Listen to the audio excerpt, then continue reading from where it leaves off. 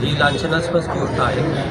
आपण सर्वजणांच्या मदतीने दोडामार्ग तालुक्यातील अनेक प्रश्न शासन दरबारी मांडणं आणि ते पूर्ण करून घेणं हे काम आम्ही सतत करत आलो आहोत। त्यामुळे त्यांना या ठिकाणी जाहीर पाठिंबा दिल्यामुळे त्या तिराही पंचक्रोशीतील किंबहुना त्या कोनाळ मतदारसंघातील बहुतांश सर्व मतदारांचा ओघ हा आमच्याकडे आहे। निश्चितच साक्षी देसाई यांना निवडून आणण्यासाठी त्या कोनाळ मतदारसंघातील जनता त्यांच्या पाठीशी राहणार आहे आणि असं जर कृत्य कोण करत असेल तर निश्चितच शासनाने त्यांना योग्य ती दिशा दाखवणं गरजेचं आहे, त्यांना त्यावर कारवाई करणे गरजेचं आहे। कारण असे जर प्रकार झाले तर कुठलीही महिला आज या ठिकाणी राजकारणामध्ये किंवा अशा पंचायत समितीमध्ये जिल्हा परिषदेच्या निवडणुकांमध्ये कोणी सहभाग घेणार नाही आहे। त्यामुळे मी सन्माननीय एकनाथजी शिंदेसाहेब यांना सुद्धा विनंती या माध्यमातून करू इच्छितो, आपण जर लाडक्या बहिणी म्हणत असाल आणि एखाद्या बहिणीवरच जर अन्याय होत असेल तर या अन्यायाला आपण न्याय देणं गरजेचं आहे।